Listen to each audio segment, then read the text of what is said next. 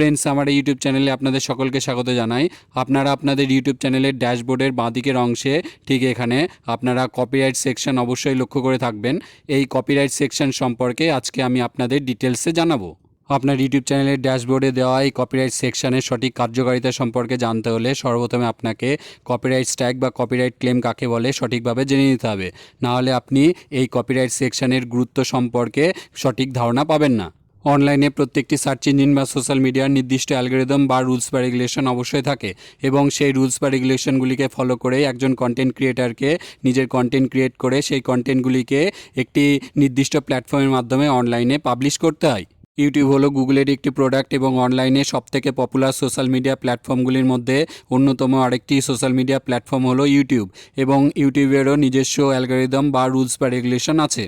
সেই রুলস রেগুলেশনগুলিকে প্রত্যেকটি ইউটিউবার বা ভিডিও বানিয়ে যারা ইউটিউব চ্যানেলের মাধ্যমে অনলাইনে ভিডিও পাবলিশ করে থাকেন তাদের প্রত্যেককেই মেনে চলতে হয় এবং ইউটিউবের রুলস অনুযায়ী আপনি অনলাইনে যে কোনো জায়গা থেকে যে কোনো কারোর কন্টেন্ট পারমিশন ছাড়াই কপি করে আপনার ভিডিওতে ব্যবহার করতে পারবেন না। সেটা হতে পারে অনলাইনে অন্য কারোর কোনো ভিডিও বা কোনো মিউজিক বা কোনো ছবি। তবে এটা অবশ্যই জানিয়ে রাখা দরকার যে অনলাইনে বেশ কিছু এমন কন্টেন্ট আছে যেগুলির নির্দিষ্ট একটা অংশ ব্যবহার করার পারমিশন এমনি দেওয়া থাকে, সেগুলির ক্ষেত্রে ব্যাপারটা একটু অন্যরকমের। তবে ইউটিউবের রুলস অনুযায়ী বেশিরভাগ ক্ষেত্রেই অনলাইনে যে কোনো কারোর কন্টেন্ট পারমিশন ছাড়া কপি করে আপনি আপনার ইউটিউব চ্যানেলের কোনো ভিডিওতে ব্যবহার করতে পারবেন না। এবং আপনি যদি আপনার ইউটিউব চ্যানেলের কোনো ভিডিওতে সেরকম কোনো ভুল করেন তাহলে আপনার ইউটিউব চ্যানেলের সেই ভিডিওটিতে কপিরাইট ক্লেম বা কপিরাইট স্ট্রাইক চলে আসতে পারে। আপনার ইউটিউব চ্যানেলটি যদি নতুন হয় এবং আপনার ইউটিউব চ্যানেলের ভিডিওগুলির মধ্যে যে কোনো একটি ভিডিওতে যদি কপিরাইট স্ট্রাইক থাকে তাহলে আপনার সেই ইউটিউব চ্যানেলটি মনিটাইজেশনের ক্ষেত্রে সমস্যা হতে পারে। আপনার ইউটিউব চ্যানেলে যদি পরপর 4টে কপিরাইট স্ট্রাইক আসে তাহলে আপনার ইউটিউব চ্যানেলটি ইউটিউবের তরফ থেকে বন্ধও করে দেওয়া হতে পারে। বর্তমান সময়ে ইউটিউবের স্ট্রং অ্যালগরিদম কে কোন ইউটিউব চ্যানেলের কোন ভিডিওর কতটুকুনি অংশ নিজের কোন ইউটিউব চ্যানেলের কোন ভিডিওর মধ্যে ব্যবহার করছেন তা খুব সহজেই ধরে নিতে পারে। তাছাড়াও ইউটিউবের রুলস অনুযায়ী কোনো ভিডিওতে কপিরাইট স্ট্রাইক দেওয়ার ভ্যালিড রিজনস থাকলে সেই ভিডিওতে ম্যানুয়ালি কপিরাইট স্ট্রাইক দেওয়া যায়।